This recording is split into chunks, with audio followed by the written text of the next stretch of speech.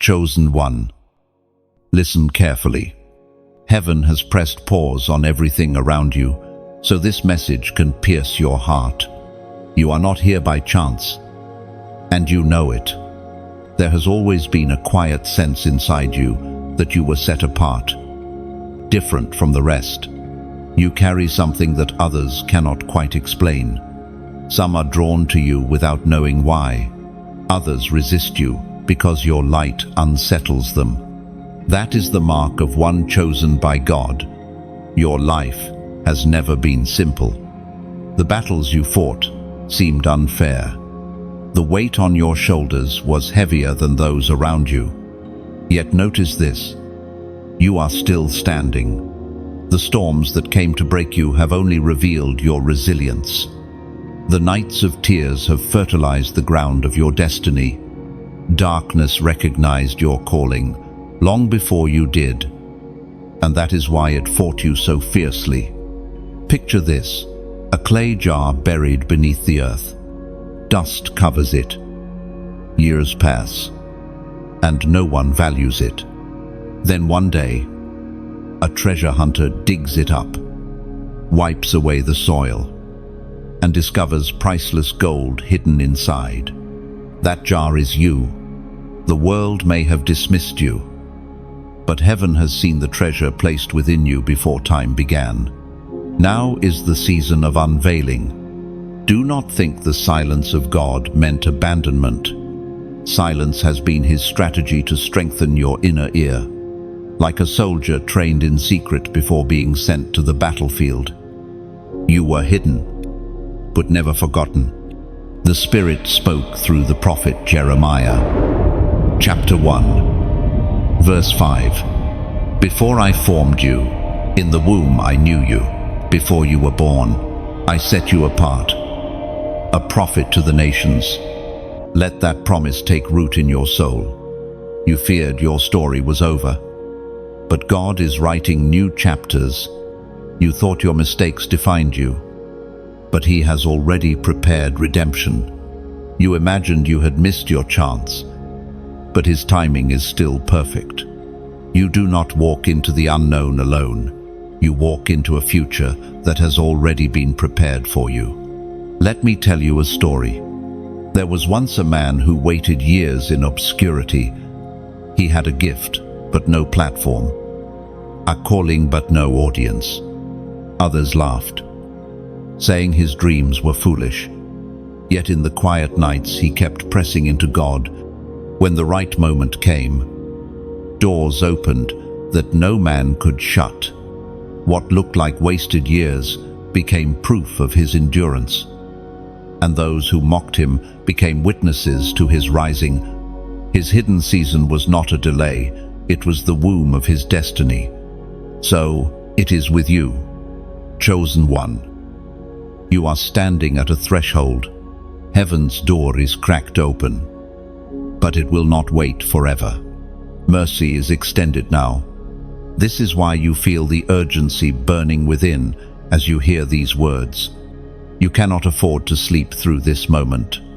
Fear whispers, "What if you fail?"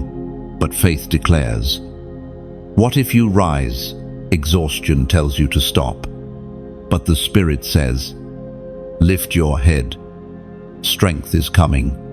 You are like a river pressed against a dam. To others, it looks blocked and stagnant, but inside, pressure is building. When that dam breaks, the flow will be unstoppable. Chosen one. Now is the time to respond. If your spirit is stirred, let your agreement be seen. Comment the number 333 as a prophetic declaration that you choose alignment with heaven's timing and perfection. Let it be your public yes. If this word resonates, don't keep it only for yourself. Share it so another hidden warrior may awaken. Like this message and subscribe so you don't miss the next divine word meant to equip you. We are building a company of the called, and you are one of them. You were not created to blend in. You are marked, set apart, and crowned for such a time as this. Take courage. Lift your eyes. Step into the chapter already written with your name on it.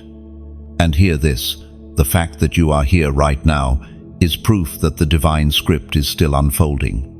Every prayer, every tear, every silent hope is being gathered by heaven. Your journey is not a mistake. It is a masterpiece in the making. Do not despise small beginnings, for the spark of obedience today will ignite a fire tomorrow. Keep walking, keep believing, and let your yes echo into eternity.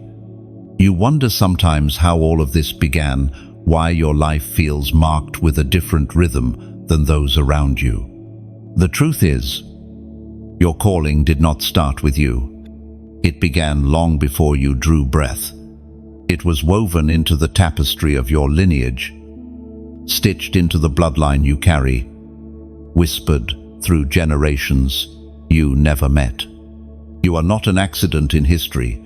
You are an intentional continuation of a promise.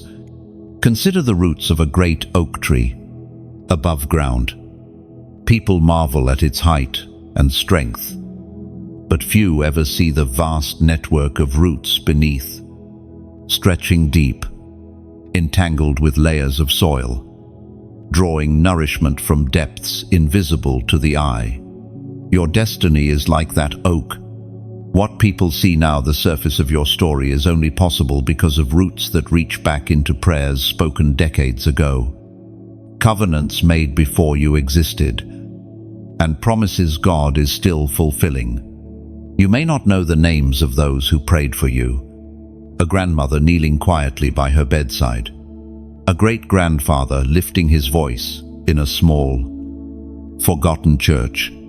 Someone in your bloodline cried out to God for a future generation to carry his light, and that future is you. Their faith became a seed, and you are the living harvest. At the same time, you've inherited more than prayers. You've inherited battles.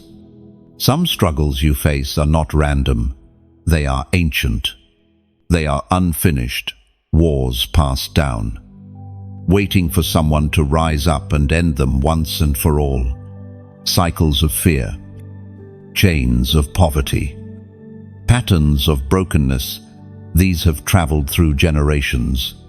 But you are the interruption. You are the one who says, "It stops with me." I think about the story of Joshua. He did not begin in the promised land. He inherited a mission that Moses began. He had to carry forward what others only dreamed of. That is your story too. You are the continuation of promises left unfulfilled, the one chosen to see the journey through. Imagine carrying a torch in a relay race. Others before you ran, faithfully, holding that flame as best they could. Some stumbled, some slowed, but they kept it burning until it reached your hands. Now the flame rests with you. It may feel heavy, but it is also holy. You were trusted to run your stretch of the race. There is also another dimension. Your calling has been shaped not only by your bloodline, but also by the seasons you've lived through. Think back to the hidden years, the times when doors would not open, when dreams seemed delayed, when you felt like life was passing you by. Those years were not wasted. They were preparation, like David tending sheep in the fields. You were trained in obscurity before being revealed in destiny. David's brothers looked stronger, taller, more fit for the crown. Yet God whispered to Samuel, "That man sees the outward appearance, but the Lord looks at the heart." That same principle applies to you. Others may have overlooked you, but heaven has never stopped watching. Every quiet act of faithfulness, every small step of obedience has been recorded. Nothing was wasted.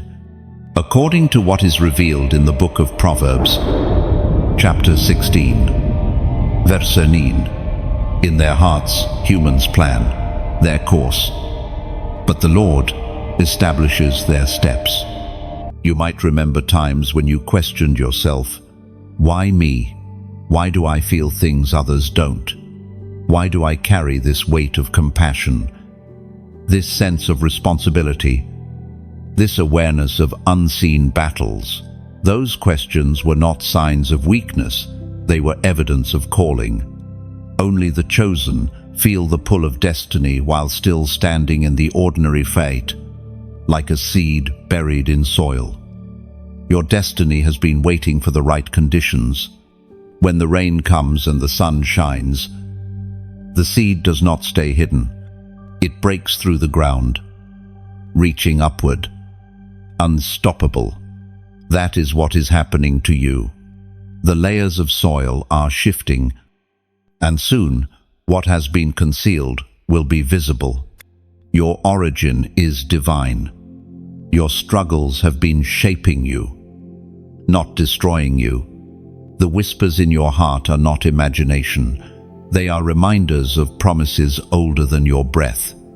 The more you understand where your calling began, the more you will see that your life is not random, it is orchestrated. And so, chosen one, lift your head. Do not despise the hiddenness, for it has been your training ground. Do not fear the inheritance of battles, for you were equipped to end them. Do not doubt the flame in your hand, for you were meant to carry it farther than those before you. Your origins are not weakness, they are foundation. And every foundation is built to carry something greater than itself. You have carried wounds that many never saw, scars hidden beneath your smile, battles fought in silence, nights where the weight felt unbearable. To the outside world, you looked strong, but within you often felt fragile. Yet here you are, still breathing, still standing, still listening. That itself is proof. Your survival is not ordinary, it is sacred.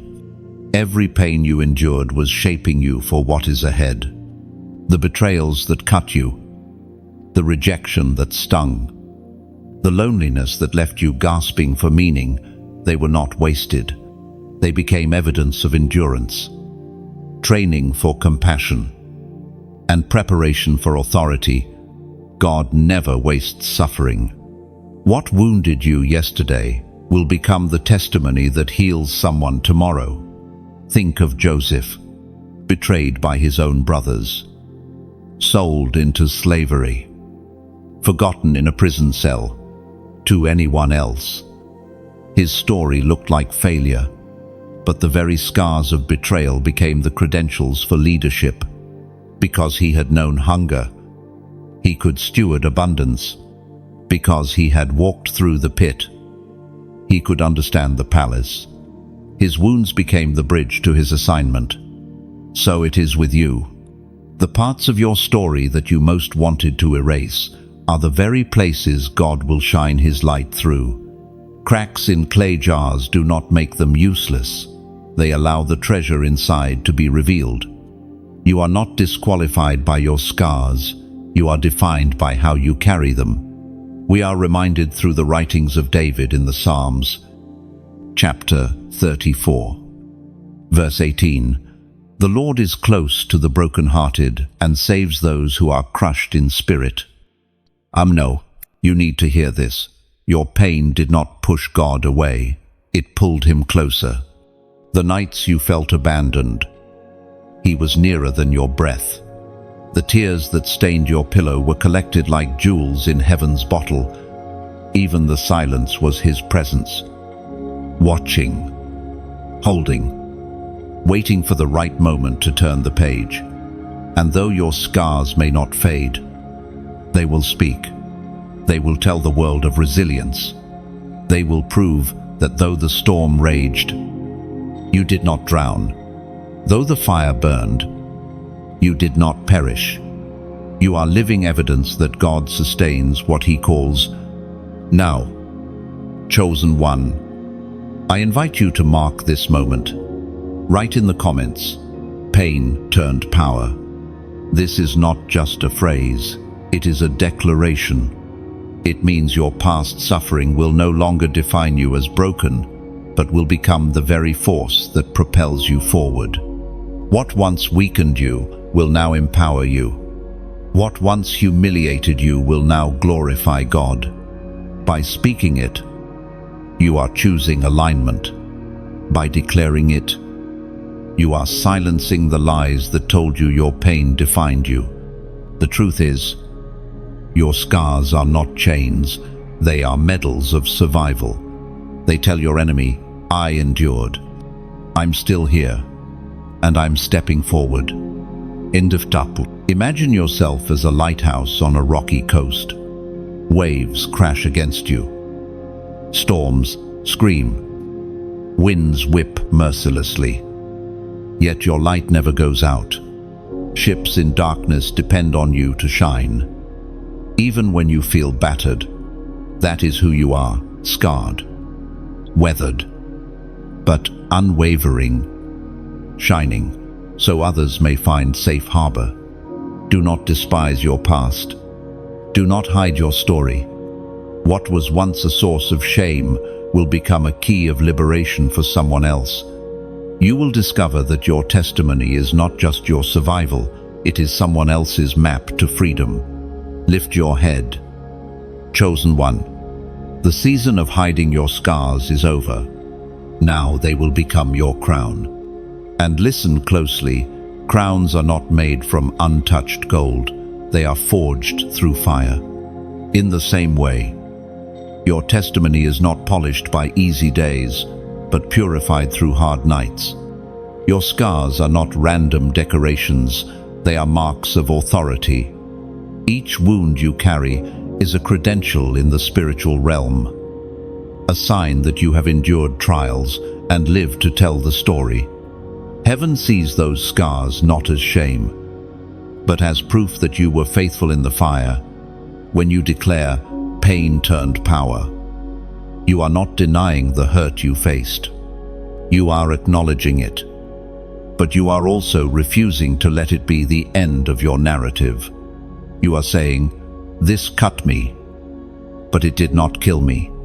This broke me, but it could not bury me. I am stronger because of it. Embo, the world may call your pain a weakness, but God calls it your platform. From those very places of struggle, you will speak life into others. Your scars will shine like windows where His light pours out. There comes a moment when ordinary life cannot contain you anymore.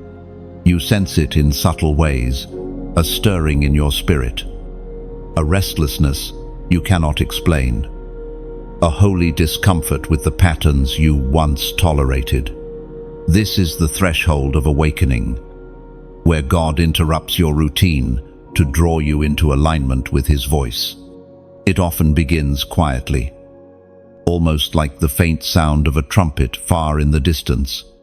But the longer you listen, the clearer it becomes. Awakening is not always dramatic.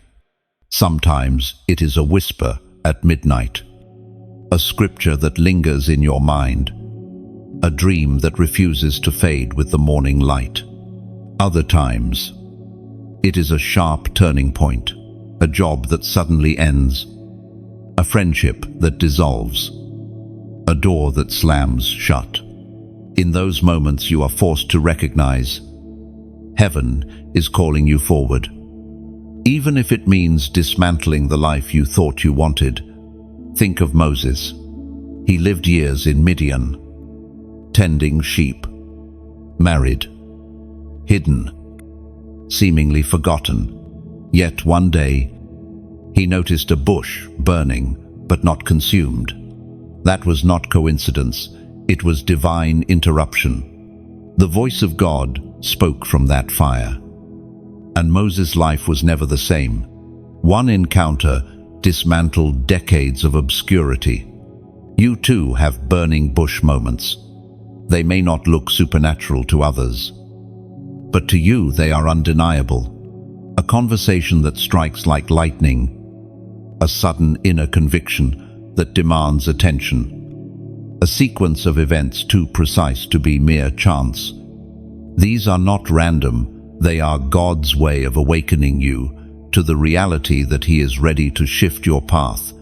The ancient words recorded in Romans chapter 13, verse 11 still echo today. The hour has already come for you to wake up from your slumber, because our salvation is nearer now than when we first believed. Lamsem. That verse is not poetic suggestion, it is a command. Wake up. Shake off the numbness. The time of delay has ended. God's plan for you is not waiting for a perfect tomorrow, it is stirring right now. Salvation is nearer. Purpose is nearer. The unveiling of your assignment is closer than you think. When God awakens you, He also disrupts your comfort. You can no longer hide in old excuses.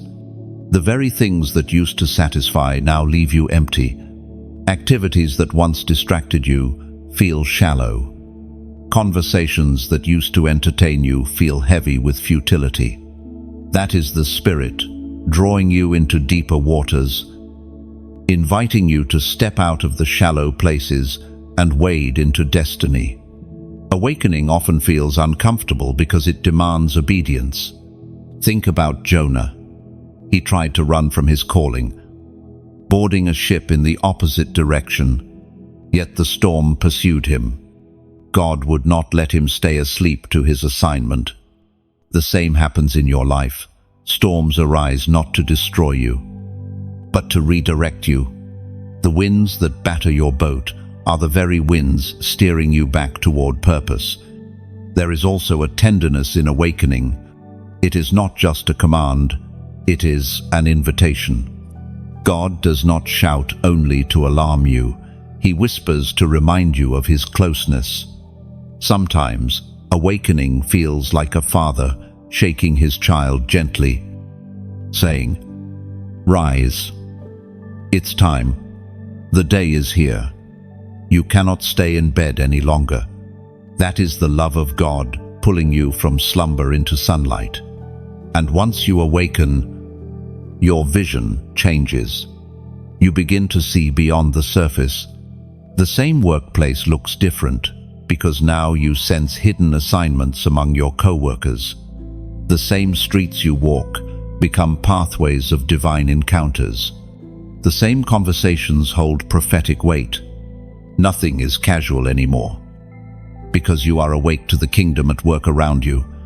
Think of it like dawn breaking over a dark horizon. For hours the world is cloaked in shadow, yet slowly light spreads, illuminating what was always there but unseen. Awakening does not create a new reality, it reveals the reality that has been present all along. Chosen one. This is where you stand, on the threshold of revelation. Heaven is shaking your shoulders gently but firmly, saying, "No more delay. No more sleep. No more excuses." The call is urgent, not because God is cruel, but because time is precious. There are lives tied to your obedience, destinies linked to your yes.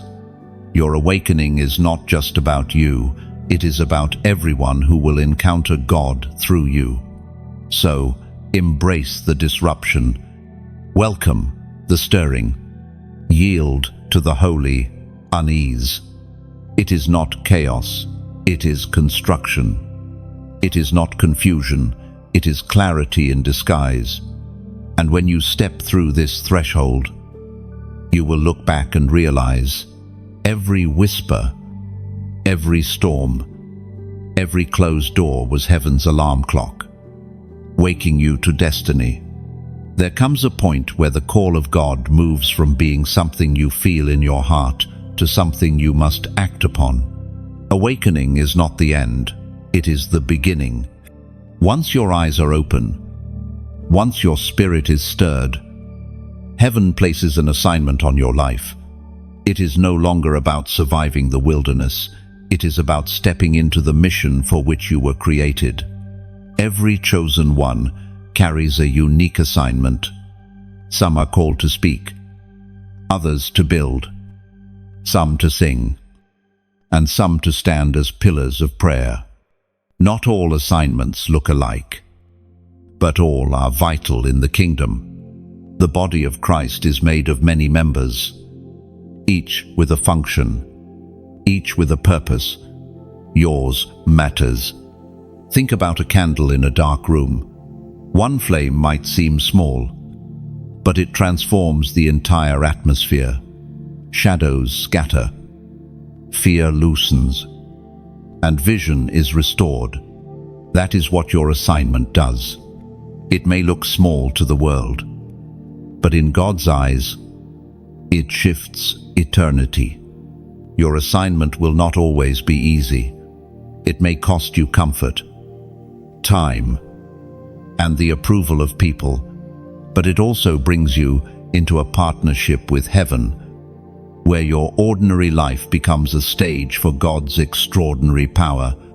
That is why obedience matters. Obedience is not just about rules, it is about alignment. When you align, the kingdom flows through you, unhindered. The apostle reminds us in his letter to the Corinthians, chapter 15, verse 58. Therefore, my dear brothers and sisters, stand firm. Let nothing move you. Always give yourselves fully to the work of the Lord, because you know that your labor in the Lord is not in vain. Your assignment may feel hidden now, but every act of faithfulness is being recorded, every seed sown, every prayer whispered, every step of obedience. It is all building into something eternal. You may not see the full harvest yet, but heaven does. Your labor is not in vain. And now, let me speak from the heart. If this word has been feeding your soul, if it has brought you clarity and strength, I want to invite you to do something simple but powerful. Support this mission, just as rain keeps a river flowing and oil keeps a lamp burning. Your giving keeps this light shining. Think of it like planting a seed. When you plant in fertile soil, you are not losing, it is multiplying. Every donation is like adding wood to a fire that warms not only you, but many others who gather around it. There is no pressure, no demand. It is not a condition. It is an invitation to be part of the story. If you feel stirred, you can freely sow by giving, because your gift becomes like a drop of water in a river small on its own. But when joined with others, it creates a current strong enough to move mountains. And beyond giving, you can strengthen this mission in other simple ways. Like this message, if it speaks to you, share it so it finds someone else hidden in their valley. Subscribe so you remain connected to the flow of words heaven keeps releasing. Your support, whether through prayer, sharing, or donation, is like planting another vine in God's vineyard together. We create a harvest no one could grow alone. Your assignment is not just about receiving, it is also about releasing. Light grows brighter when it is shared. Rivers stay fresh because they flow. Trees bear fruit not only for themselves, but to feed others. So it is with you. You are not only called to be filled, you are called to overflow. Picture a lighthouse again. It stands tall, unmoved, shining steadily through fog and storm. Ships find their way home because of its faithful glow. That is your assignment, to stand, to shine, to guide others. And when you choose to give, whether it is your time, your voice, your support, you are adding strength to that lighthouse, ensuring its light never dims. Chosen one, your assignment is sacred. It matters. Every yes you whisper carries more weight than you realize. Today, let this word not only awaken you, but also move you to act. For obedience is the language of the chosen, and through it, the kingdom advances. And remember this, no lighthouse shines for itself. Its beam stretches outward to save others from crashing into hidden rocks. Your assignment is the same. Every act of obedience, every word you release, every seed you sow, it is all light breaking through the night. Shine faithfully, and countless lives will find their way home through you. There is a reason your progress sometimes feels delayed. You sense the call of God. You feel the fire inside. And yet, the path ahead looks tangled with obstacles. You pray for acceleration, but instead, doors seem slow to open. This is not because heaven has forgotten you. Often, it is because there are forces, both visible and invisible, that resist your forward movement. Delay is one of the enemy's oldest weapons. If he cannot destroy you, he will try to distract you. If he cannot silence you, he will try to stall you. Delay makes you second-guess the promise. Delay whispers lies. Maybe you heard wrong. Maybe you are not really chosen. Maybe you should stop trying.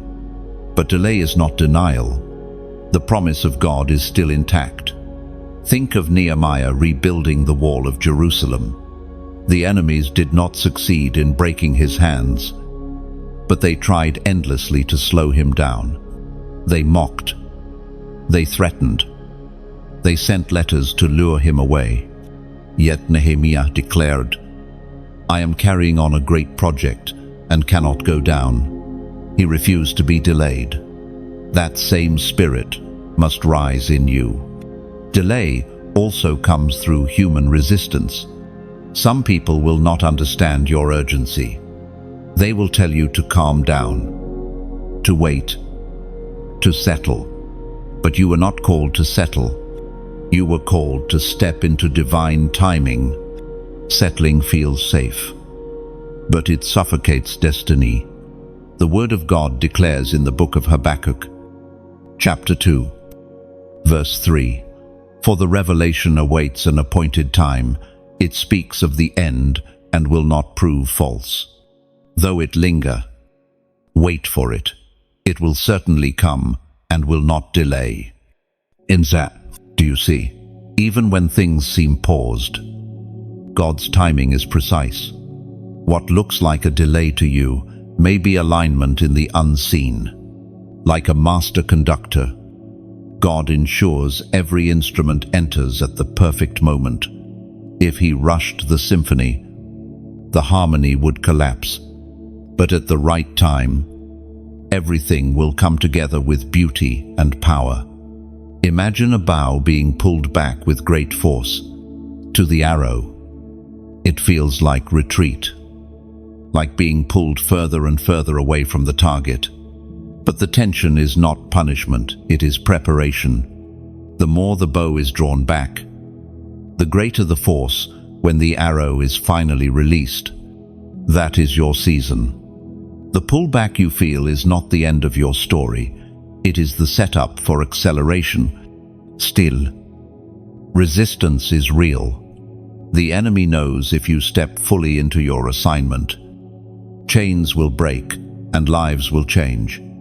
That is why he places obstacles in your path. You may face financial pressure, emotional exhaustion, or voices of doubt trying to drown your faith. Yet, understand this, resistance is confirmation. Opposition is evidence that you are on the right track. Sometimes, delay comes not from the enemy, but from your own hesitation. You feel the nudge, but fear makes you wait. You know the next step, but procrastination holds you hostage. Delay grows heavier when partnered with disobedience. That is why God urges you, move when He speaks. Do not wait for perfect conditions. Step out in faith. Think of Peter stepping out of the boat. The storm was raging, the water unstable, but the call was clear. Come. If Peter had waited for the sea to calm, he would never have walked on water. You too are being called to move despite the storm. Delay loses its grip the moment you step forward in obedience. Chosen one. Pause now and mark this moment. If you know God has been speaking to you about stepping forward, even while resistance surrounds you, declare it in faith. Write in the comments 444. This number will stand as your prophetic sign that you reject delay and align with God's appointed time. By writing it, you are not only typing digits, you are declaring, I am ready to move. I will not be stalled. My promise will not be denied. Remember this, delay does not erase destiny. Resistance does not erase calling. Hesitation may cost time, but grace can redeem the years the locust has eaten. When you choose obedience, time itself bends to God's purpose. What you thought was lost can be restored, and what you thought was delayed can suddenly be accelerated. So, lift your eyes. Refuse the whispers of doubt. Step forward, even trembling, because heaven's timing is perfect, and your story is still unfolding. And understand this clearly. When you see resistance rising, do not mistake it for abandonment. Resistance is proof that you carry something worth fighting for. The greater the opposition, the greater the unveiling ahead. Stand steady. The delay is only sharpening your release. There is a place where every chosen one must pass a furnace of testing. It is not the season you would choose, but it is the season that shapes you. Without it, the crown would crush you. With it, you learn to carry weight without breaking, to walk through fire without being consumed. Testing comes in many forms. Sometimes it looks like loss. You pray for increase, but something is stripped away. Sometimes it looks like silence. You long for clear answers, but heaven seems quiet. Sometimes it looks like contradiction. The promise says one thing, but your reality screams the opposite. In every case, the furnace is not meant to destroy you. It is meant to refine you. Think of gold. In its raw form, it carries impurities.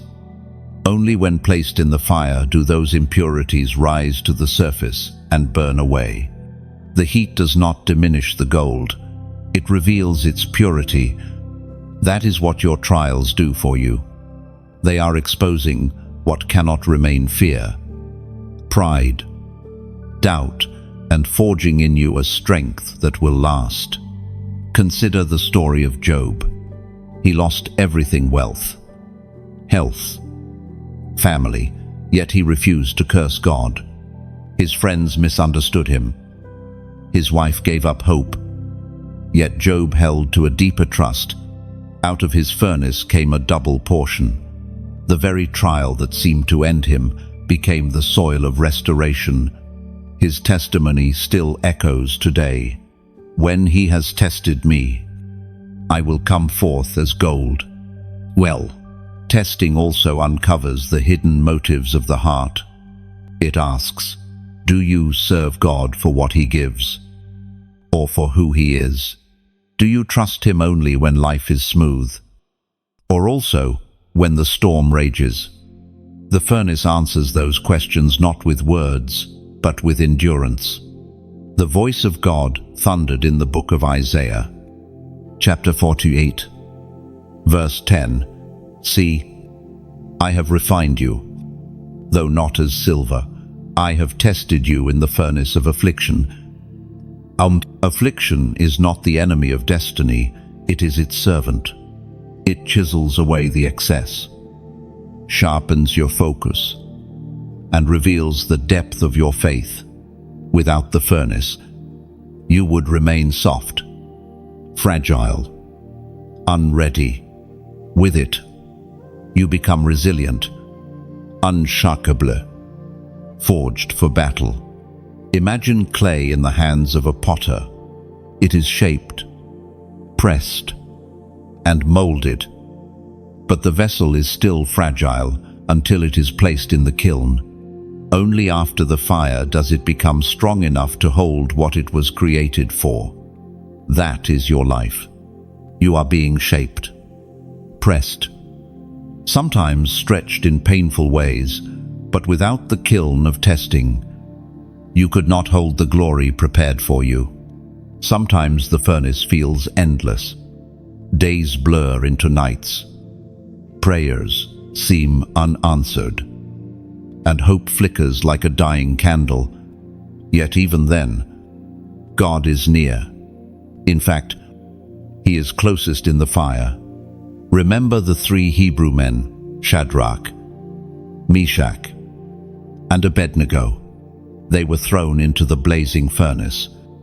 But a 4th figure walked among them. The fire did not destroy them, it released them. The ropes that bound them were burned away, but not a hair on their heads was harmed. So it is with you. The fire you fear will not consume you, it will consume what bound you. What feels like punishment is really purification. What feels like delay is really preparation. When you emerge, you will not smell of smoke, but you will carry authority you never had before. And here is a secret: testing is temporary, but its fruit is eternal. You will not remain in the furnace forever. There is always an appointed end. Just as seasons shift, so does trial, but the strength, wisdom, and intimacy with God you gain will last for eternity. Picture a sword being forged. The metal is heated, hammered, cooled, and heated again. Each strike of the hammer feels violent, but without it, the blade would be brittle. By the end, it gleams sharp, ready for battle.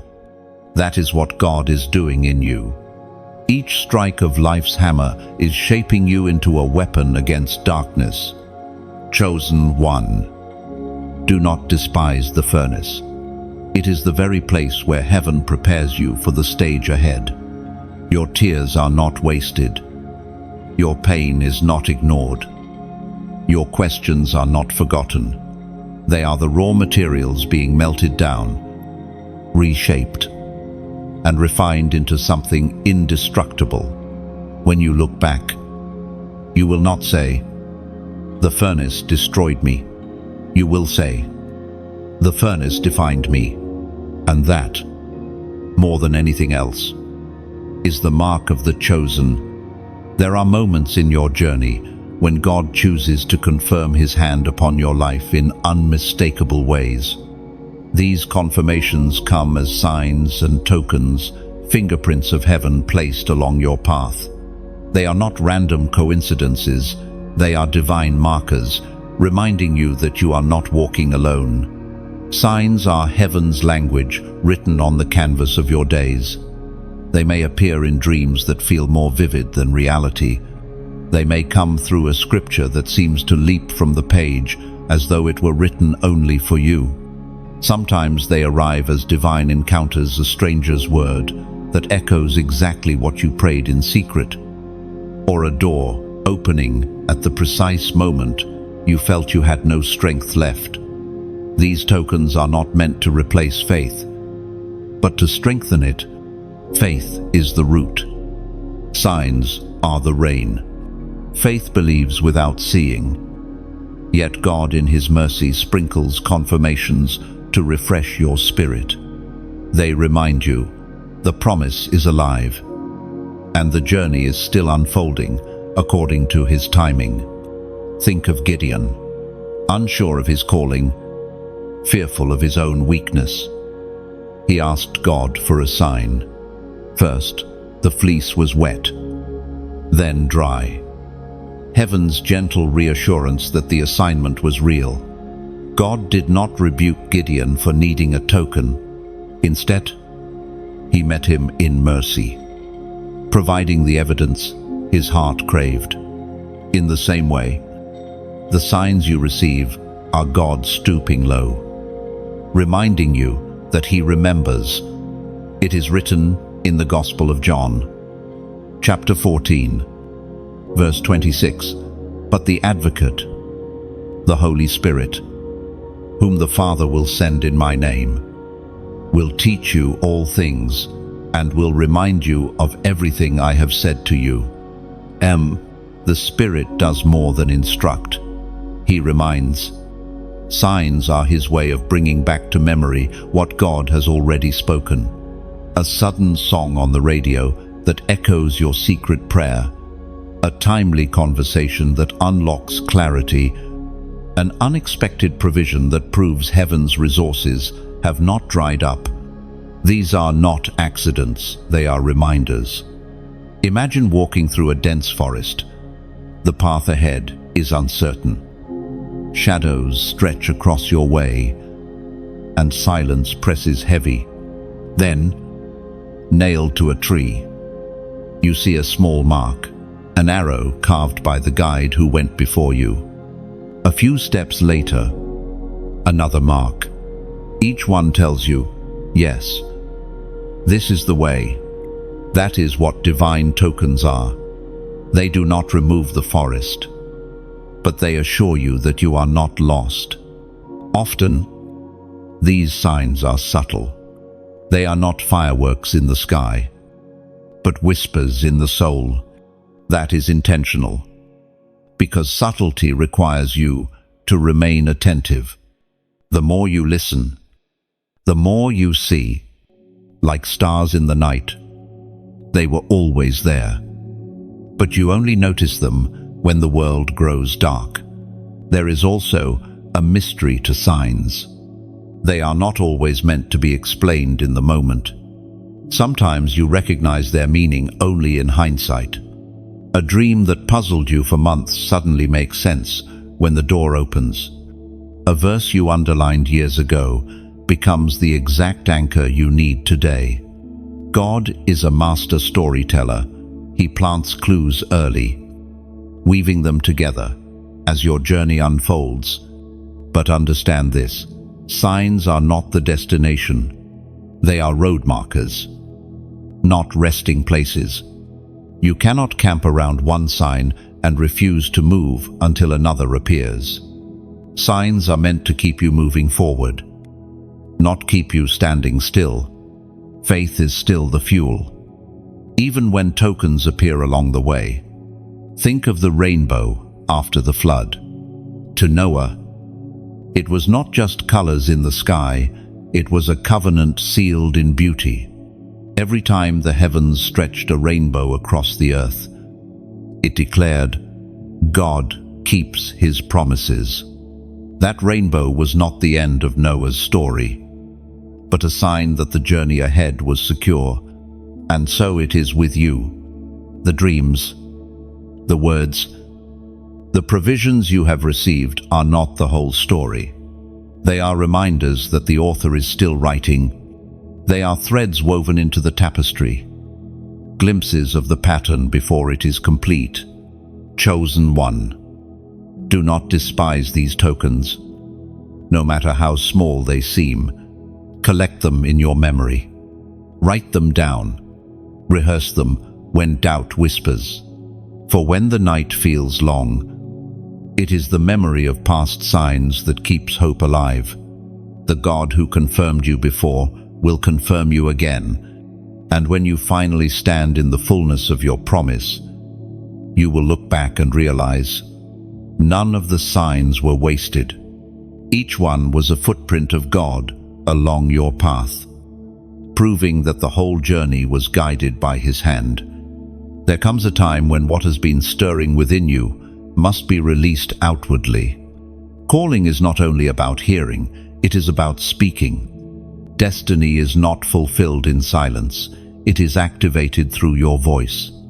Prophetic activation is the moment when the words in your spirit become decrees in your mouth, shaping the reality around you.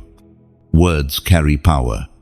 From the very beginning, creation itself was birthed by words. Light appeared not by accident but by a command. Let there be light. The same principle remains today. Your words, aligned with heaven, hold authority to break chains, call forth life, and establish God's order in places of confusion. For too long, you may have stayed quiet, afraid of being misunderstood or mocked. You carried convictions in your heart, but hesitated to speak them aloud. Yet silence benefits the enemy. He thrives when chosen voices are muted. But when you speak, even trembling, even uncertain, you release a vibration that hell cannot ignore. Think of Ezekiel standing in the valley of dry bones. Death surrounded him. Silence hung heavy. Yet God asked, "Can these bones live?" When Ezekiel responded, God instructed him to prophesy. As he spoke, bones rattled, flesh formed, breath entered, and an army rose. Notice this, the bones did not move until a voice declared life. That is the power of prophetic activation. As Jesus himself declared in the Gospel of Matthew, chapter 18, verse 18, "Truly I tell you, whatever you bind on earth will be bound in heaven. Whatever you loose on earth will be loosed in heaven." This is not metaphor, it is authority. What you declare in alignment with God becomes law in the spiritual realm. When you say, "Fear, you have no hold," heaven echoes. When you declare, "Hope is rising in me," angels move to establish it. Your decrees, rooted in faith, shift atmospheres. Imagine a trumpet lying silent on a battlefield. It has the capacity to rally troops, to sound victory, to shake fear from weary hearts. But until it is blown, it potentiel lis dormant. Your voice is that trumpet. When you speak, you awaken courage, not only in yourself, but in others. Some may think, "But my words feel small."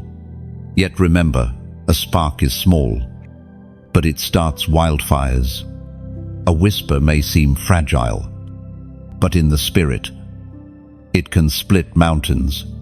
It is not the volume of your voice that matters, it is the authority backing it. And authority comes from being chosen, not from being perfect. Now, chosen one, it is your moment to step into activation. Break the silence. Refuse to let your words remain chained. Release what God has placed in you. Declare life, not just over yourself, but over your family, your future, your atmosphere. Mark this moment with a prophetic act. Type in the comments, "Voice awakens now." Do not type it casually, type it as a decree. By writing it, you are declaring that your silence ends today, that your voice rises in alignment with heaven, and that what you release will carry weight. And understand why this matters. When you declare those words, you are not only acknowledging your voice, you are agreeing with God's. You are saying yes to being His instrument, His trumpet in a world suffocated by noise but starving for truth. your decree becomes a seed. And seeds sown in faith always produce a harvest. Picture a key sliding into a locked door. The key may look ordinary, but when it turns, the door opens, and what was hidden becomes accessible. Your words are keys. When you release them, doors of destiny swing open. What was once sealed is unlocked, not just for you, but for others connected to your obedience. So, speak. Chosen one, declare boldly. Release your words like arrows aimed at darkness. For when your voice awakens, destinies awaken, atmospheres shift, and heaven's will breaks through the earth. And hear this clearly. When your voice rises, it is not only for your benefit, it ripples outward. Just as a stone dropped into a pond sends circles far beyond the point of impact, your decrees affect lives you may never meet. Heaven weaves your words into stories larger than your own. This is why silence is costly. To stay quiet is to withhold the water someone else is thirsting for. But when you speak, you become a wellspring. Your declaration today may be the confirmation another weary soul has been praying for in secret. So let courage anchor you. Lift your voice with conviction, not hesitation. For when the chosen speak in alignment with God, silence breaks, chains fall, and futures shift into place. Every journey into destiny eventually collides with warfare. You cannot carry a light this strong and not expect the darkness to push back. Spiritual warfare is not a sign that you are off track. It is proof that you are advancing. The closer you move toward your assignment, the more the enemy scrambles to resist you. Yet here is the truth. The battle is not yours. It belongs to the Lord. You may feel the pressure. Some days, it feels like invisible weights pressing on your chest. Other days, it feels like confusion in your mind or sudden weariness in your body. These are not random. They are attempts to pull you away from focus, to make you question your authority. But you must remember, you are not fighting for victory. You are fighting from victory. Think of Joshua at Jericho. The walls towered high, seemingly unshakable. Yet victory came not by human force, but by obedience, marching, shouting, trusting God's strategy. Likewise, some battles in your life will not be won by striving, but by aligning with heaven's instructions. As it was proclaimed in the second letter to Timothy, chapter 1, verse 7, "For God has not given us a spirit of fear, but of power, of love, and of a sound mind." Fear may knock at your door, but it does not belong in your house. Intimidation may roar, but it has no teeth. You have been armed with power to confront, love to endure, and clarity to discern. This is the equipment of the chosen. Imagine yourself as a soldier. You do not walk into battle unarmed. You carry weapons designed for your protection. The word of God is your sword. Prayer is your shield. Praise is your war cry. When used together, these are not mere rituals. They are devastating blows against the kingdom of darkness. At times, you will feel outnumbered. But remember Elisha's servant, who trembled when he saw enemy armies surrounding the city. Elisha prayed, "Open his eyes." Suddenly, the servant saw chariots of fire and angelic hosts covering the mountains. The truth is, you are never fighting alone. Heaven's armies flank you, though your natural eyes may not always see them. Spiritual warfare is not just about resisting attacks, it is about advancing territory. Every prayer you pray pushes back darkness. Every act of obedience plants a flag for the kingdom. Every word you speak in alignment with God becomes like an arrow, piercing through shadows. And here, chosen one, I want to share something from my heart. Messages like this, words designed to strengthen warriors like you, do not exist in a vacuum. They are carried by streams of generosity, by hearts who say, I want to keep the flame burning. And if this message is stirring you, consider sowing into it. Your giving is not an obligation, it is an offering of love. Think of it as placing another log onto a campfire. Each piece makes the flame brighter, and strangers gather around its warmth. Without wood, the fire fades. With it, the blaze draws people in from the cold, and even beyond financial support. You can lift this word higher with simple acts, like this message, if it has spoken to you. Share it as though you were passing a torch in the dark. Your light might be the spark another soul has been praying for. Subscribe so that you remain part of this flowing river, where every new word is another wave carrying life downstream. Your support, whether through prayer, sharing, or donation, is like planting a tree. You may only see the small seed at first, but in time, its shade and fruit will bless countless lives who never knew your name. Your choice to give, to share, to stay connected is not about obligation, it is about building. Builders know that every brick matters. Every contribution shapes the house. You are invited to be part of that house, not as a guest, but as a co-laborer. Picture a vineyard. One person alone cannot care for every vine. But when many hands join, the harvest is abundant. That is what this mission is, a vineyard of encouragement, where every word is a seed and every gift is water that helps the seed grow. By standing with it, you are choosing to join the harvest. But remember this, even if you never give, never share, never click your identity as chosen is untouched. You are loved regardless. This is never about pressure. It is about invitation to give, to support. To amplify is a privilege, not a price. The war you fight is real, but you are not alone. Together, with hearts aligned, the kingdom advances. Every flame matters. Every voice counts.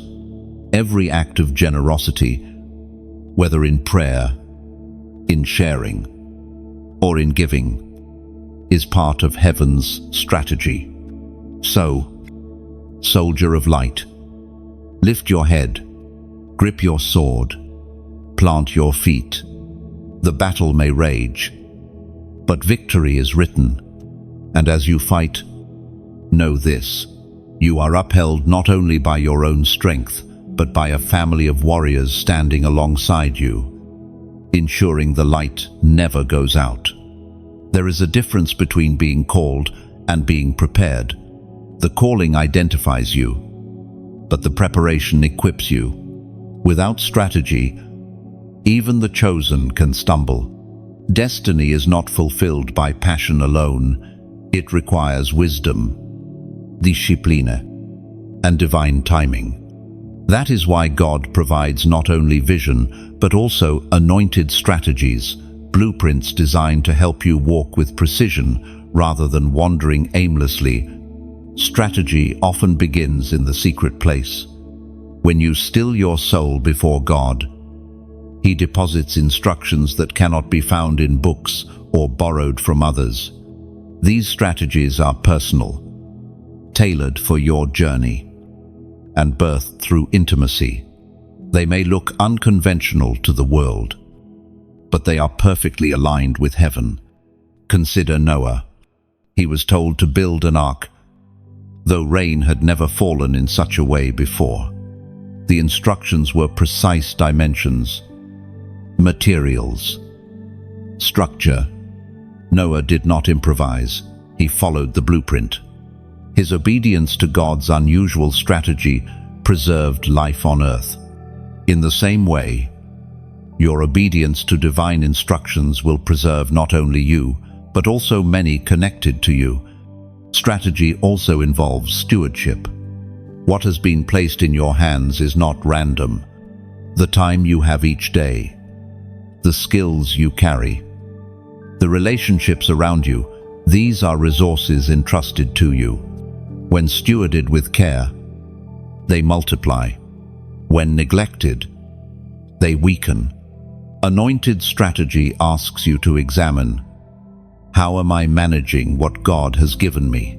The Word of God declares in the book of James, chapter 1, verse 5, "If any of you lacks wisdom, you should ask God, who gives generously to all without finding fault, and it will be given to you." Wisdom is heaven's strategy translated into human understanding. It shows you when to move and when to wait, when to speak and when to remain silent, when to plant and when to harvest. Wisdom does not always shout. Sometimes it whispers. But those who ask, receive, and those who seek, find. Think of Joseph in Egypt. He did not rise to power by chance. He carried strategies given in dreams, wisdom, to store grain in times of plenty so that nations could survive in famine. Others enjoyed the abundance. Joseph planned for the future. Strategy turned his pain into purpose and his captivity into influence. For you, strategy may appear in simple forms. It could be a sudden idea that solves a long-standing problem. It could be a prompting to study a skill you once dismissed. It could be the courage to step away from a circle that drains you, making space for the right alliances to enter. Small steps, when guided by divine strategy, create monumental shifts. Imagine a sculptor faced with a massive block of marble. To the untrained eye, it is overwhelming. But the sculptor sees the figure hidden inside. Each strike of the chisel is intentional, guided by vision. So it is with divine strategy. God is not asking you to finish everything at once. He is guiding you to take precise strikes, chiseling away at what does not belong until your purpose emerges clearly. Strategy also guards you from distraction. Without it, every opportunity feels urgent, and every voice feels important. With it, you discern what aligns with your destiny and what merely drains your energy. Like Nehemiah on the wall, you learn to say, "I am doing a great work and cannot come down." Strategy teaches you to protect your focus. Do not despise the slowness of strategic growth. A tree does not bear fruit overnight. Its roots grow first, unseen, anchoring it deep before branches stretch upward. In the same way, God may be working on your roots, teaching patience, building endurance, shaping character so that when the fruit comes, it can endure storms. And remember, strategies often look strange before they make sense. Marching around walls for 7 days sounded foolish until Jericho fell.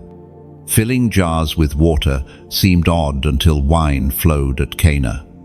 Casting nets on the other side of the boat felt unnecessary until the catch overflowed. Trust that obedience to heaven's unusual instructions will yield extraordinary outcomes. Chosen one, your calling is holy, but it requires your cooperation. Do not rush ahead without wisdom. Do not stand still without direction. Ask, listen, and move with precision. For those who follow anointed strategies, walk not in circles, but in progress, carrying the weight of destiny with both grace and clarity. And never forget this: strategy is not about control, it is about surrender. When you align with God's blueprint, you exchange confusion for clarity. Each step might seem small, but together they build the pathway of your destiny. Trust the process, and the plan will unfold with perfect timing. Every chosen life eventually discovers this truth: you were never meant to walk alone. The weight of destiny is too heavy for one set of shoulders. God, in His wisdom, provides not only calling, but also companionship. He surrounds His chosen with allies, with a community that understands the fire you carry and stands with you in the battle. There is strength in solitude. Yes, but there is power in unity. A single ember glows, but when joined with others, it becomes a roaring flame. That is why isolation is one of the enemy's sharpest weapons. He wants you convinced that no one understands you, that no one shares your struggles, that you are safer locked within your own silence. But the truth is, you were created for connection. Think of David.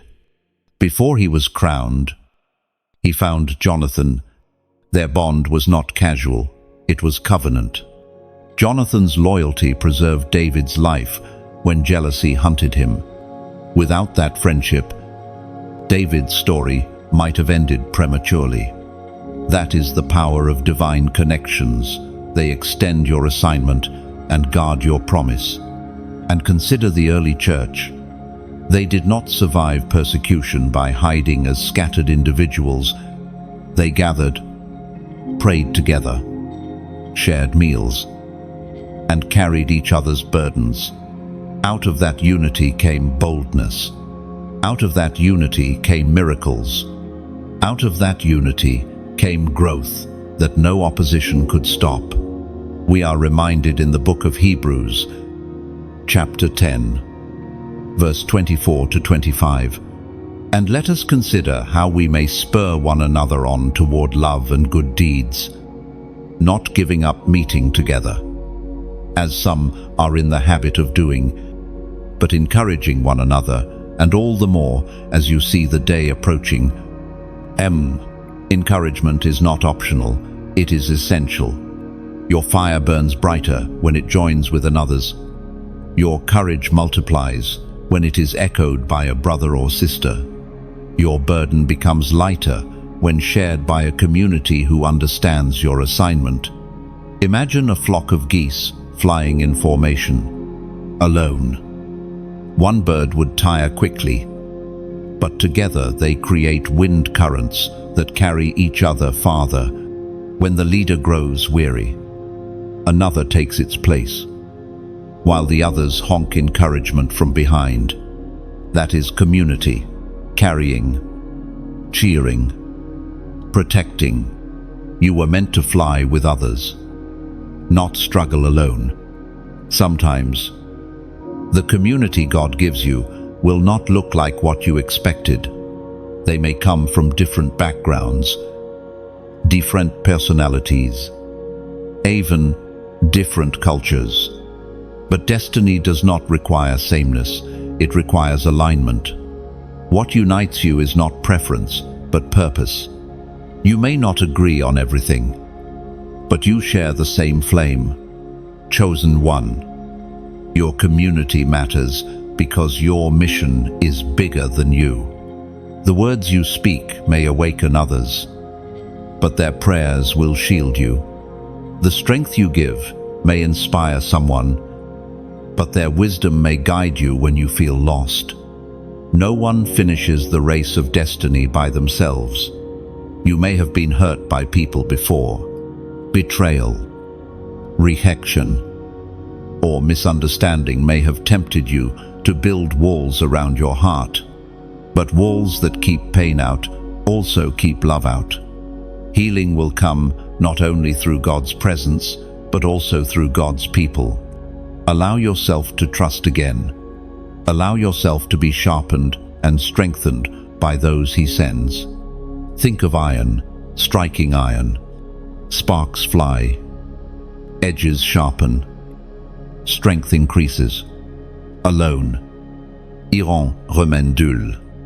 Together, it becomes a weapon ready for battle. So it is with you and those you are joined to in this season. You need their fire, and they need yours. Now, pause for a moment.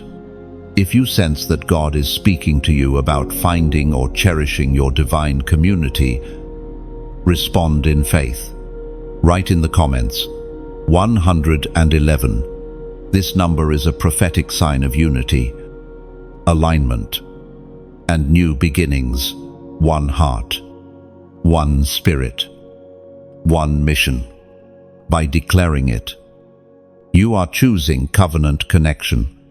And understand what that declaration means.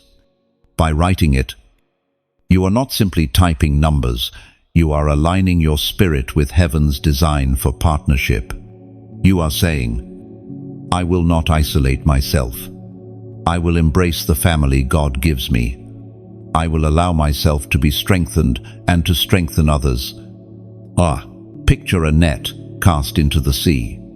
Alone. A strand breaks under pressure, but when many strands are woven together, the net holds strong, gathering a harvest too great for one person alone. That is what community does. It weaves lives into a net strong enough to hold the promise. So, chosen one, open your heart. Do not fear connection. Do not despise covenant. For the journey ahead is too great to walk alone. And the company God provides will not only guard you, but also propel you into your destiny. There are moments in the journey of every chosen one when the weight of responsibility shifts. It is not that you stop being who you were before, but that heaven entrusts you with something greater, something that carries visibility, influence, and anointing beyond what you imagined. This is the moment of mantle transfer. A mantle is more than a garment. In Scripture, it symbolized authority, calling, and divine empowerment. When Elijah was nearing the end of his assignment, he did not simply bless Elisha with words. He cast his mantle upon him. That mantle was not fabric alone. It was a spiritual inheritance, a transfer of power and responsibility to continue the mission. For you, chosen one, receiving a mantle means stepping into a larger sphere of responsibility. It is not only about personal growth, but about carrying weight on behalf of others. Where before you were hidden, now you may find yourself seen. Where before you carried light for your household, now you may be asked to shine for a generation. With a mantle comes both honor and burden. Honor, because heaven trusts you enough to increase your assignment. Burden, because the mantle is heavy with accountability. You are no longer living only for yourself. You are carrying a flame for those who come after you. We find in the book of Joshua, Chapter 1, verse 5, no one will be able to stand against you all the days of your life. As I was with Moses, so I will be with you. I will never leave you nor forsake you. Joshua did not receive a simple invitation. He received Moses' mantle. He was asked to lead an entire nation across a river into promise. The same God who walked with Moses promised to walk with him. That assurance is the essence of mantle transfer, not only that you receive new responsibility, but that you receive new presence to sustain it. Sometimes, you may feel unworthy of the mantle. You look at yourself and see weakness, flaws, or failures. But mantles are never given because of perfection. They are given because of willingness. Elisha was an ordinary farmer when the mantle of Elijah touched him. What set him apart was not his background, but his decision to respond. Receiving a mantle also requires leaving something behind. Elisha burned his plows and sacrificed his oxen, symbolizing that he could not return to the life he once knew. When God entrusts you with greater responsibility, it often means closing the door to old patterns, old excuses, and even old comforts. To carry new authority, you must let go of what no longer serves your destiny. Picture a relay race. A runner does not carry the baton forever. At the appointed moment, he stretches out his hand, and the next runner must be ready to grasp it and run without hesitation. A mantle is like that baton. Those who carried it before you may now be passing it into your hands. The question is, will you run? And remember, mantles are not only passed downward from leaders to followers, sometimes they are released directly from heaven. There are moments when God Himself cloaks you with fresh authority. You may sense it through a sudden shift in how others respond to you, a new boldness in your voice, or doors opening that you never pursued. These are signs that a mantle has settled upon you. Yet mantles are not trophies, they are tools. They are not given for display but for work. To wear a mantle is to commit to service, to intercession, to sacrifice. It is to stand between heaven and earth as a conduit of grace. Those who seek mantles only for glory misunderstand them. Those who embrace them for service honor their true weight. Imagine stepping into a storm carrying an umbrella. For those without cover, the rain is overwhelming. But when you open your umbrella, others can gather beneath its shelter. Your mantle is like that, an extension of covering that protects and blesses not only you, but those entrusted to your influence. Chosen one. If you feel the stirring that a mantle is resting upon your shoulders, do not shrink back. Do not disqualify yourself in your own mind. Heaven's choice overrides human doubt. What matters is your willingness to carry the weight with humility, for when mantles shift, generations shift. When authority increases, destinies multiply, and when the chosen say yes to the mantle, the kingdom advances in ways that ripple beyond their lifetime. And never forget, mantles are not decorations but destinies. To wear one is to serve, to protect, to ignite. Your yes today becomes the inheritance of tomorrow's generation. There is a rhythm to God's provision that often surprises the chosen ones. Just when the weight feels unbearable, when the road ahead looks impossible, when resources seem depleted, heaven moves with supply that no human hand could orchestrate. These moments are not accidents, they are miracles. Tokens of divine faithfulness that confirm you are walking in His plan. Miraculous provision takes many forms. Sometimes it is physical, a need met in ways you never expected. A bill paid when you had no means. Food appearing on your table. A door of opportunity opening at the exact moment you felt forgotten. Other times, it is emotional peace flooding your heart when fear should have consumed you. Strength rising in your spirit when exhaustion whispered defeat. And often, it is spiritual clarity, revelation, or an outpouring of favor that marks you as chosen. Think of the Israelites in the wilderness. They were sustained not by their own strength, but by manna that fell from heaven, water that flowed from rocks, shoes that never wore out. These were not luxuries, they were lifelines. Every provision was a reminder that God's covenant was unbreakable, as recorded in the book of Philippians, chapter 4, verse 19. And my God will meet all your needs according to the riches of his glory in Christ Jesus. Now, notice the promise, all your needs, not just some, and not according to human limitation, but according to the riches of his glory. That means there is no scarcity in heaven. What feels like lack to you is abundance waiting to be released at the appointed time. Miraculous provision also carries purpose. It is not given merely to make life easier, but to affirm the assignment you carry. When Elijah hid in the wilderness, ravens brought him bread and meat. That provision was not random. It was heaven's way of saying, your mission is not over. Rise and continue. Each time God provides, he is whispering the same to you. Keep going. I am with you.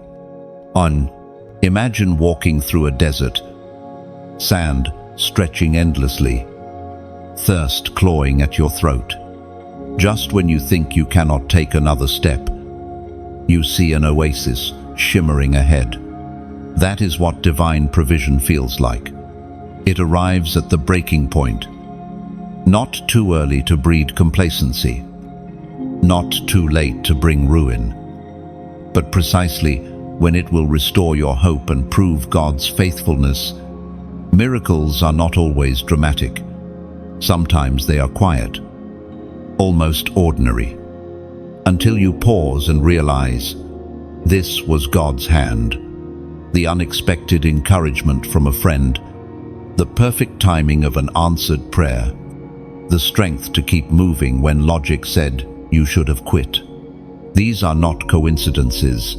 They are the fingerprints of a provider who delights in reminding his children that they are never alone. Provision also teaches dependence.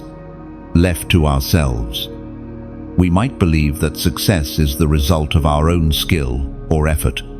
But when provision comes in ways we could never engineer, pride is dismantled. We are reminded that every breath, every opportunity, every breakthrough flows from the hand of God.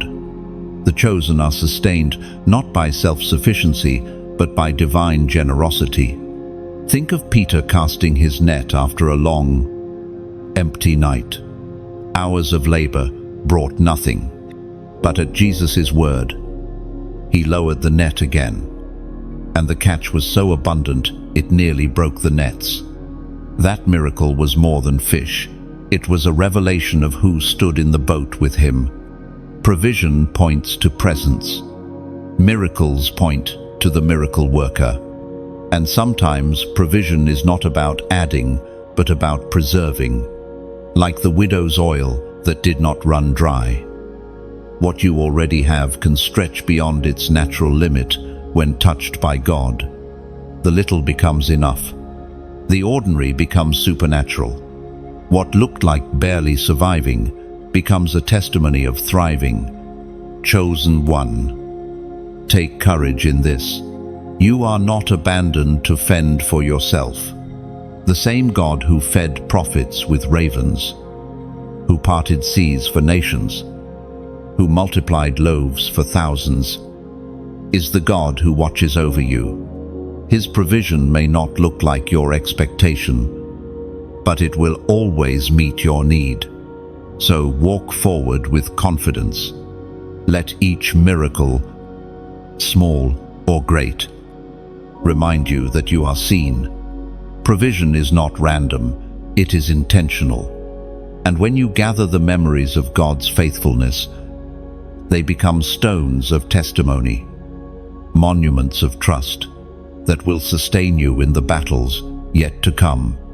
For miracles are not only blessings, they are confirmations. Every time God provides, He is declaring again, you are chosen, your path is ordered, and your destiny is secure. The path of the chosen is never without opposition. The more brightly you shine, the more fiercely the winds try to extinguish your flame.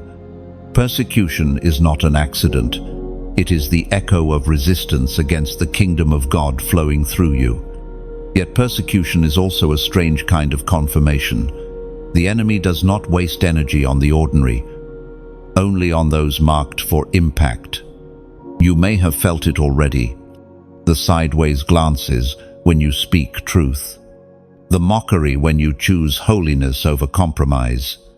The rejection from those who cannot understand the weight you carry. These wounds are real, and they cut deep. Yet they do not disqualify you.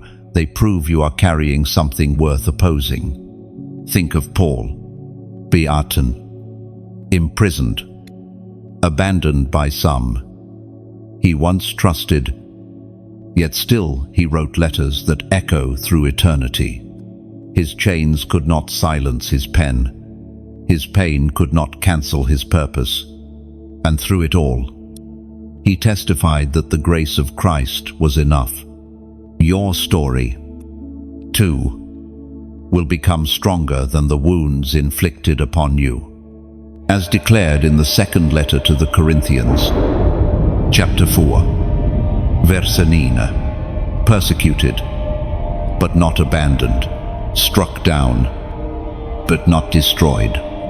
Persecution may strike, but it cannot destroy what God has built. Your perseverance becomes a living sermon that no pulpit could deliver. Each time you rise again, heaven testifies through you. Darkness cannot win. Imagine a tree standing in the midst of a storm. Winds howl, rain lashes, branches bend until it seems they might snap. Yet when the storm passes, the tree remains its roots, driven even deeper into the soil by the very storm that sought to uproot it. That is you. The storms of persecution are not breaking you. They are anchoring you deeper into God's presence. Perseverance is not passive. It is active resistance.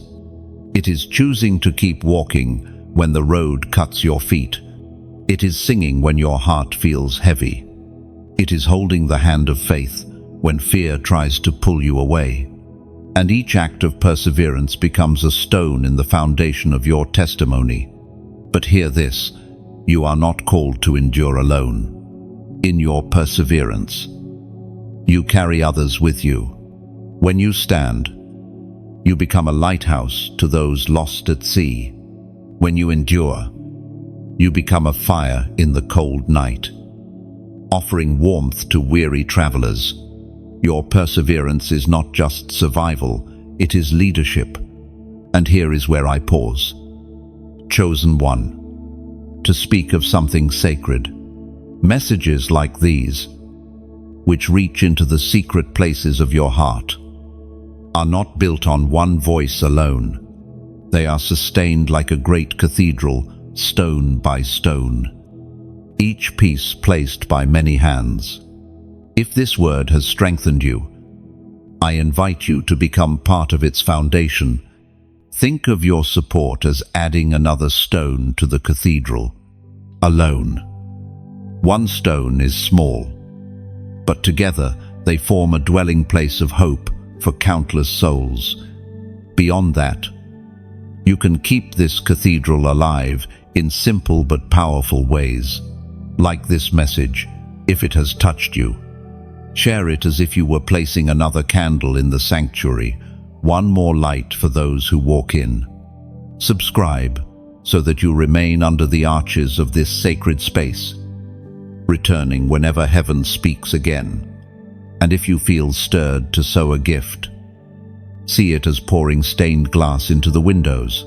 Your generosity becomes color and light through which others glimpse the beauty of God. And if this word has spoken deeply to you, leave a comment below as though you were carving your name on the stone walls of this cathedral. Your words will not vanish. They will echo for others who one day enter and discover they are not alone. This is never demanded, never forced. Just as a cathedral welcomes all who enter, whether they build or not. so does this space.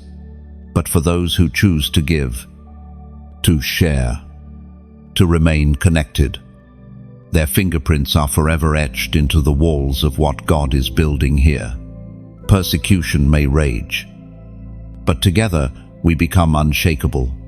Perseverance may be hard, but in unity we find strength, like bricks fitted side by side, like candles burning together, like voices rising in one song we endure, not as scattered individuals, but as a chorus of the chosen. So take courage. The storm cannot uproot you. The enemy cannot silence you. The wounds cannot stop you. You are still standing, still shining, still chosen. And every act of endurance, every gesture of support, becomes a defiant declaration. The light will not go out. Harvest always comes after sowing. It may not arrive in the timing you expect, but the principle is unshakable. What is planted will grow. For the chosen, the harvest is not only about personal blessings, it is about influence, about the expansion of God's kingdom through the seeds you have faithfully sown in tears, prayers, and perseverance. Every small act of obedience has been a seed. Every unseen moment of sacrifice has been a seed. Every time you prayed when no one was watching, every word of encouragement you gave when your own heart was heavy, these became seeds buried in the soil of destiny. For a while, they seemed invisible. The ground looked barren, but beneath the surface, roots were forming. Now, the season of harvest begins. Harvest is not instant. Farmers know that seeds require time, rain, sun, and patience. But when the field ripens, it ripens quickly. The same is true for your life. There will be seasons where nothing seems to move, and then suddenly, doors open, opportunities multiply, and influence expands in ways that seem impossible, as spoken in the book of Galatians, chapter 6, verse 7. Do not be deceived. God cannot be mocked. A man reaps what he sows. This is the heart of harvest. You cannot give up before it comes. Many turn back just before the breakthrough. They leave the field right before the fruit ripens. But you, chosen one, must remain steadfast. Your harvest is nearer than you think. Influence is part of this harvest. Influence does not always mean fame or platform. It means impact. It is the measure of how many lives are touched through your obedience. A kind word spoken in faith can ripple through generations. A single act of generosity can ignite hope in an entire family. Do not measure influence by numbers. Measure it by transformation. Imagine a lantern lit in the darkness. At first, it illuminates only a small circle. But the more lamps are lit from its flame, the more the darkness retreats. Your influence works the same way. When you walk in obedience, others catch your flame. And what began as a small light becomes a wildfire of hope. Harvest also stretches beyond your personal circle. Seeds sown in secret often grow into fruit that feeds nations. Think of Joseph again. His faithfulness in interpreting dreams and stewarding resources saved countless lives in Egypt and beyond. What began in a prison cell ended in a palace of influence. So, it will be with you. Your hidden faithfulness will produce a harvest far wider than your eyes can see. It harvest requires stewardship. A field ready for reaping demands laborers. Fruit left uncollected rots on the vine. This is why influence must be managed wisely. As God enlarges your territory, He also enlarges your responsibility. What you say matters more. How you live speaks louder. The harvest is not just a reward, it is an assignment. Picture an orchard heavy with fruit. The branches bend under the weight, almost breaking. The harvest is beautiful, but if no one gathers it, the abundance becomes waste. So it is with the influence God gives you. It is not for display, but for distribution. Your story, your wisdom, your resources, they are fruit meant to feed others. And influence carries multiplication. When you pour into others, they begin to sow seeds themselves. Your harvest becomes their planting ground, and the cycle continues. That is how kingdom influence works. It never ends with you. It flows through you into others, who then carry it farther than you could alone. Chosen one, this is your moment to lift your eyes. Do not only see the labor, see the field ready for reaping. Do not only see the struggles, see the fruit those struggles have produced. Your tears watered the soil. Your perseverance kept the roots alive. Now, heaven declares that it is time to gather. Walk into your harvest with humility, remembering that every blessing is also a responsibility. Walk into your influence with courage, knowing that God's hand enlarges what you can carry. And walk into this season with expectation, because the best fields are still ahead of you. For you are not just a receiver of harvest, you are a distributor. You are not just one who enjoys influence, you are one who multiplies it. And as you step forward, the ripple effect of your obedience will touch lives, cities, and even nations. And let this be your assurance: the harvest ahead is not fragile, nor will it fade quickly. What God plants is enduring. What He waters cannot wither. Step forward with confidence, for the fruit of your faithfulness will nourish generations you may never even see. Every chosen journey moves toward one destination: glory revealed. Not the shallow glory of human applause, but the eternal glory of God shining through your life. This is the moment where all the threads of pain, perseverance, testing, and faithfulness weave together into a tapestry that heaven unveils for the world to see. Glory is not merely brightness, it is weight. It is the tangible presence of God resting upon you in such a way that others can sense it before you speak. It is what Moses carried when he descended from Sinai, his face radiant after being in the presence of God. Glory marks the chosen, not as celebrities, but as carriers of divine presence. To carry glory is to carry responsibility. It is not for display, it is for impact. Glory convicts hearts, heals wounds, and shifts atmospheres. Where glory rests, chains break without explanation. Where glory dwells, fear flees.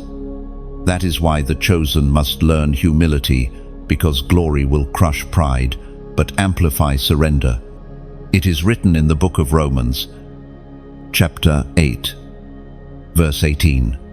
I consider that our present sufferings are not worth comparing with the glory that will be revealed in us. This is the promise that every tear, every struggle, every storm is producing something far greater than itself. Your story is not just about surviving, it is about becoming a vessel of glory. And when that glory is revealed, the pain of yesterday will look small compared to the weight of what God brings forth. Imagine a potter shaping clay. The vessel is pressed, is spun, stretched, even placed in fire. But when it emerges, it carries a glaze that reflects light beautifully. So it is with your life. Every season of shaping, every furnace of testing, has been preparing you to reflect glory in ways that cannot be manufactured. Glory is not something you strive to obtain. It is something God clothes you with. When Solomon's temple was dedicated, the priests could not even stand to minister because the glory of the Lord filled the house. It was not the result of human effort, but of divine presence. In the same way, your life becomes a temple where His glory rests, not by striving, but by surrender. And glory always points beyond you. When people sense it, they are not drawn to worship you, they are drawn to the one who sent you. Like a mirror, you reflect the light, but the source is always Him. This is why the chosen cannot take credit for what unfolds. You are a vessel, but the treasure within is what changes lives. Think of a sunrise. The horizon darkens just before dawn. Shadows stretch long, and the night feels endless. But suddenly, light spills over the edge. Colors burst across the sky, and the world is transformed in a moment. That is what glory revealed feels like. The night was real, but the morning makes it small.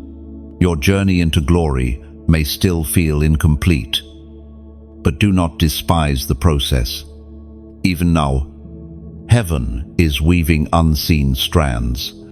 Even now, what feels like waiting is producing radiance within you.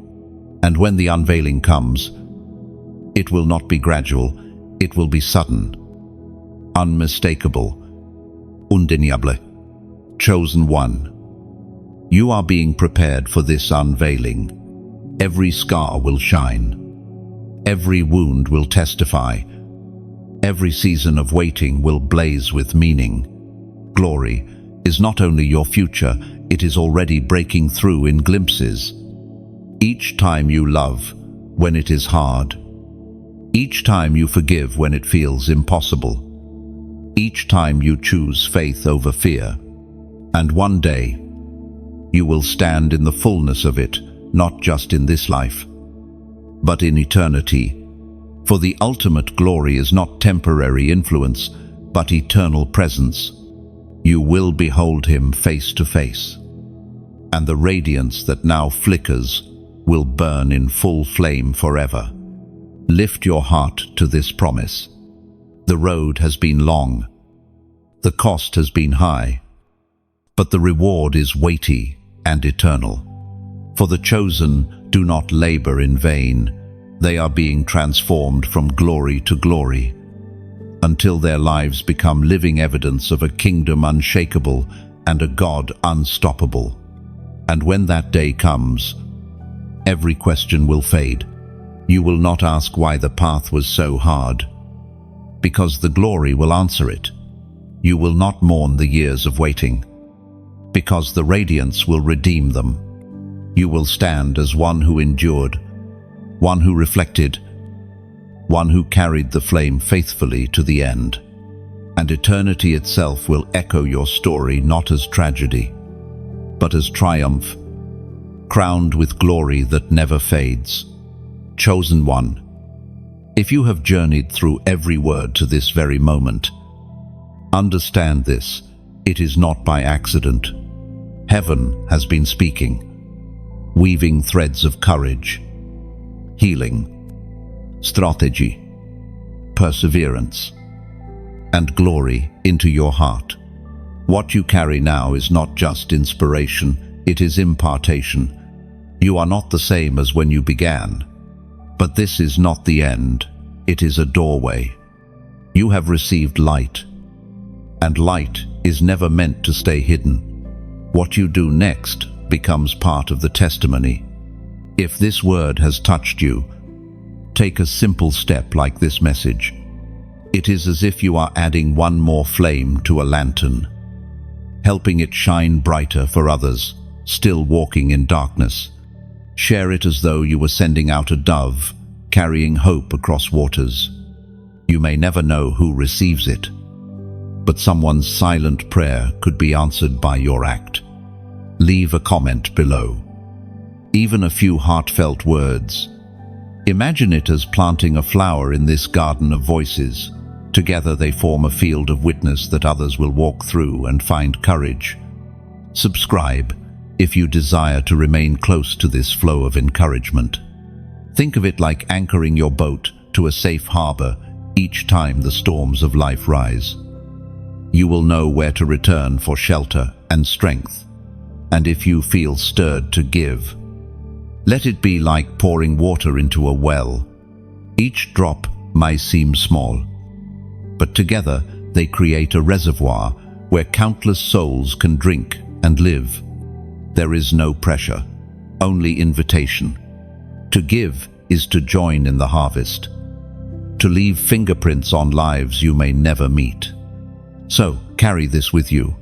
You are chosen, equipped, and destined. Let your flame rise higher. Let your voice be heard. And let your life remain a testimony that darkness see